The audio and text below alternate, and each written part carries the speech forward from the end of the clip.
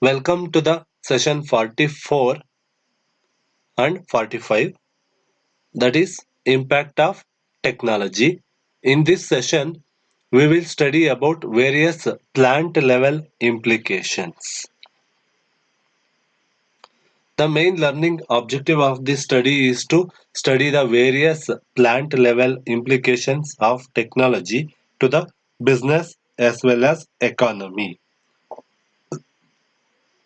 After studying this session, the students will be able to understand the various plant level implications of technology to the society as well as business. It is clearly understandable by through the study of these plant level implications of technology. Here, the first plant level implications include technology and organization structure. Technology has considerable influence on organizational structure. Length of the line of the command and span of control of the chief executive. Where companies use technology which is fast changing, matrix structure are more common. Some companies use a matrix even though the rate of technological change is no fast. Besides technology, other factors which have their influence on organization structure are history and background of the company and the personalities of the people who founded of the firm and managed it subsequently, but the impact of technology is very considerable. In this context, three types of technology may be distinguished. That is small batch technology, second mass production technology, and lastly continuous process technology. Each of these types has its impacts on levels of hierarchy, span of control, ratio of managers to non-managers, shape of the organization, type of the structure, and cost of the operations. Organizations, in this context, organizations that employ small batch technology make one of a kind customized products or small quantities of products. Furniture maker is an example for this type of technology. An organization that uses small batch technology needs to give people the freedom to make their own decisions quickly so that they can respond to customers' needs fast and produce what they want. For this reason, such an organization has relatively flat structure, including three levels, and decision making is decentralized to small teams where managers have a relatively small span of control. The most appropriate structure for small batch technology is an organic structure in which managers and employees work closely to coordinate their activities to meet changing work demands. Small batch technology is relatively expensive to operate because the work process is unpredictable and the production of made to other products make production planning difficult. On the second stage, Organizations with mass production technology produce large volumes of standardized products such as car, cars, razor blades, and soft drinks. Here, machines control the work process. The use of machines allow the tasks to be specified and programmed in advance. As a result, work activities are standardized and the production process is highly controllable. Organizations with mass production technology have four levels of hierarchy, have span of control of 7 each, have mechanistic structures and costs of operations are moderate. In the last stage, organizations with continuous process technology produce continuously with little variation in output. In an oil refinery, for example, crude oil brought continuously to the refinery by tankers flows through pipes to cracking towers where its individual competent chemicals are extracted and sent to other parts of refinery for further refinement. Final products such as gasoline, fuel oil, benzene and tar leave the plant in tankers to be shipped to the customers. Workers in a refinery or in a chemical plant rarely see what they are producing. Organizations that employ continuous process technology have six levels of hierarchy and have organic structures and costs of operation tend to be low. So in this technology and organization structure matter, technology has its impact on other areas of an organization also. Any technological advancement will result in the expanded availability of range of products and services, the substitution of capital for labor leading to higher productivity and lower cost, increases in sales or power for the innovating organizations relative to its competitors, initiation of changes in behavior among customers, suppliers, employees, or society, and lastly, side effects on the quality of physical environment. These are all the various matters which are discussable in technology and organizational structure matter. Next impact is fear of risk. There is always the fear of risk. Take the example of DuPont's Corfam, an intended substitute for the forecasted shortage of shoe leather. After an investment of $300 million, the company abandoned the project in 1971 because of quality and cost problems. Even a research-oriented company like DuPont, which was responsible for adding totally new dimensions to the textile industry with its introduction of synthetic fibers beginning in 1939, was unable to manage technology without great risks and some subsequent failures.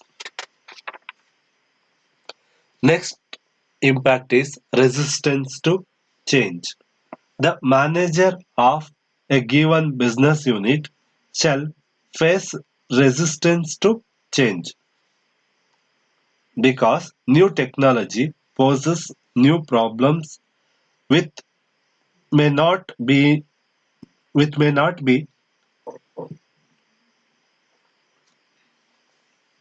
which may not be to the liking of the organizational men. The resistance to change is purely psychological. A typical businessman himself is opposed to new technology. He does not encourage new technology.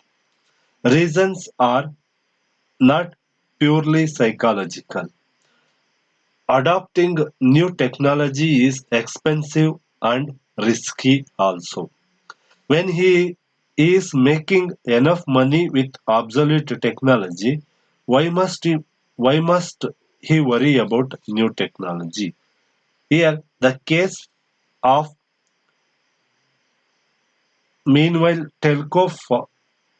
for example, telco trucks were still antiquated models only found in developing countries. Another one example that is the company claims to be the number two in the world in the manufacture of two-wheelers, but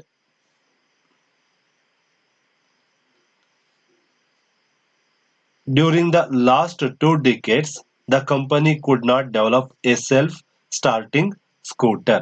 That is the Bajaj Auto Limited. That is another one example. Or another one example that includes Indian telephone industries, which was till recently manufacturing stronger crossed switching equipments that became outdated 20 years ago with the development of electronic switching system. So these are all the various examples for which are failured through the resistance to change. Specifically, resistance to change system is having following reasons. That is, firstly, psychological and social commitments to existing products, processes, and organization. Secondly, feasible capital investments in long life single use facilities. Third point is low profits and reduced rate of growth. Fourth is small size or fragmented activities. Fifth is complacent top management. Sixth, industry norms and associations or cartels which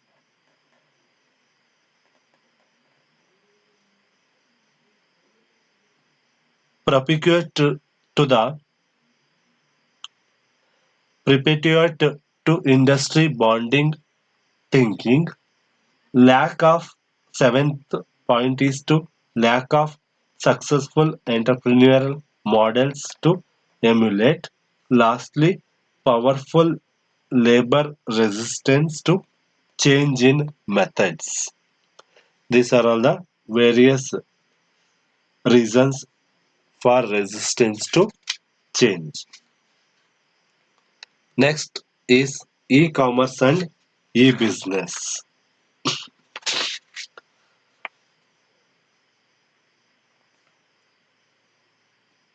The phenomenal growth of internet and associated World Wide Web has made e-commerce possible. E-commerce is contributing to a growing percentage of cross-border transactions. Viewed globally, the web is emerging as the great equalizer.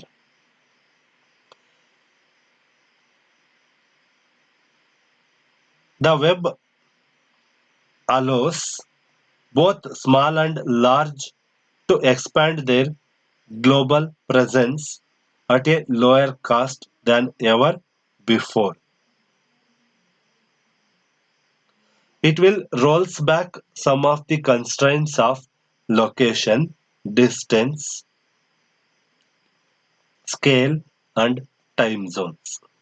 The web market is much easier for buyers and sellers to find each other wherever they may be located and whatever the size of the industry. For this reason, modern factories are now able to produce goods in shorter period of time and with a fewer defects thanks to the introduction of Six Sigma quality programs.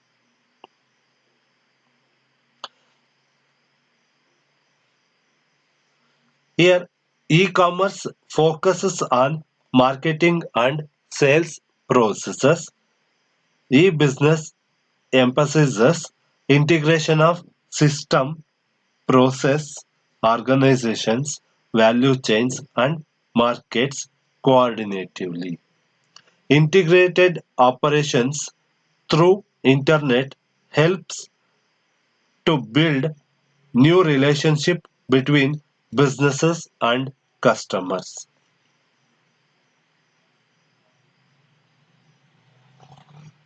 The internet and e-business provide a number of benefits in global business, including first is convenience in conducting business worldwide and facilitating communication across the borders, which brings market closer. Secondly, an electronic meeting and trading place, which adds efficiency in the conduct of business. Lastly, power to consumers as they gain access to limitless options and price differentials. These are all the various e-commerce implications or e-business implications. The some of them among these, some of them are positive impacts and other are negative impacts of technological advancements. Next is patenting. The number of patents applied and granted indicates the technological capability at the national and firm levels. During 2007-8, the Government of India received 35,067 patent applications, of which 15,262 were granted. For instance, Hindustan Unilever Limited stands first in filing patent applications, followed by Ranbaxy, Cipla, Tata Steel, Tata Motors, BHEL, and SAIL. Patenting across nations reveals interesting phenomena. Of the 1,69,000 patents granted in the US in 2003, the share granted to foreign firms was 48%. Japan, Germany, France, and the UK accounted for 72% of the all US patents awarded for foreigners. Shares of India, China, Israel, and Finland have also been rising in patenting. Next is transportation technology. In addition to development in computers and telecommunications, Several major innovations in transportation have occurred since World War II.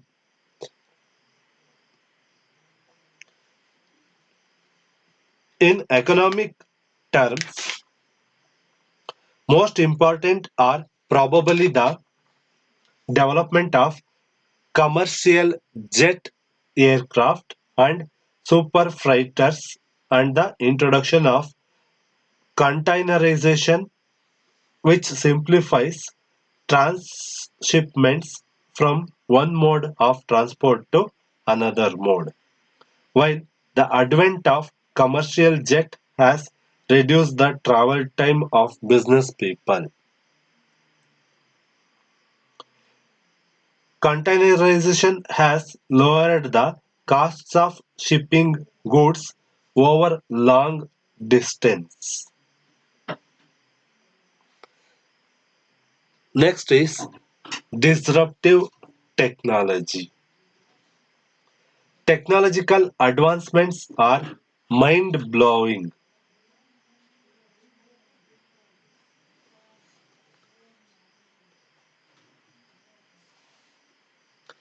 Here, the disruptive technology refers to the displacement of an established technology and industry totally with newer ones. Over time, many disruptions did take place. A few of them are following. That is, replacement of typewriters by personal computers, emails displaced letter writing and disrupted postal and greeting card industries, cell phones disrupted fixed line telecom industries, social networkings displaced telephone and emails, outsourcing disrupted body shopping, which in itself may be replaced by digital technology. Among the groundbreaking product are the internal search engines and shale gas. With the launch of a new organization, namely Partnership of Artificial Intelligence to benefit people and society by five technology gains that are Amazon, Facebook, Google, IBM, and Microsoft. New trust will be added to artificial intelligence. Many more groundbreaking products will come out in the days to come. Rapid increase of mobile devices for personal use has a strong impact on the way of organizations are designing and managing work. Many jobs are getting automated, productivity rises, costs come down, quality improves, and society gains considerably. Artificial intelligence has made extraordinary progress in the past few years.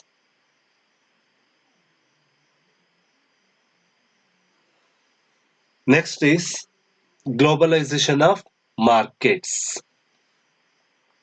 Along with globalization of production, technological innovations have facilitated the globalization of markets. It is the consideration that has made it more economical to transport goods over long distances, thereby creating a global markets.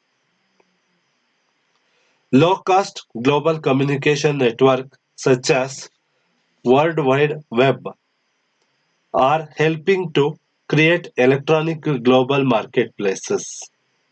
In addition, low-cost jet travel has resulted in the mass movement of people around the world. This has reduced the cultural distance between countries and is bringing about convergence of consumer tastes and preferences. At the same time, global communication network and global media are creating a worldwide culture. Worldwide culture is creating a world market for consumer goods.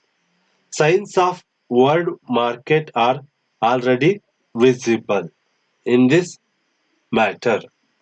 Here, now easy to find McDonald's restaurants in Tokyo as it is in Bangalore.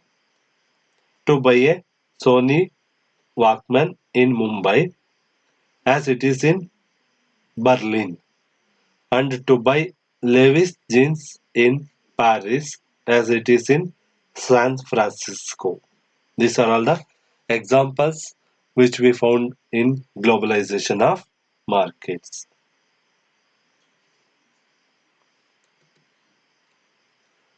Next is total quality management. Almost all the organizations have introduced total quality management. Here, managers search out for improved policies and activities in for maintaining total quality in the management. Employees must search for newer and better ways for doing the things in an organization. The better coordination between the management and the workers is very essential for maintaining the total quality management in an organization. The last impact is flexible manufacturing system. Here, the integration of computer aided design and engineering and manufacturing workers need more training and higher skills. For making the work in this flexible manufacturing system, employees have to need more skill, knowledge, education, training, and higher skills in working the modern adopted technology. So these are all the various impact of technology in plant level. So these plant level implications are related or internal to the organization and highly interrelated and coexist in manner. So proper care and activities and plans have to be made for maintaining the technology in an organization because of internal structure. So these are all the various plant level implications which may come in the technology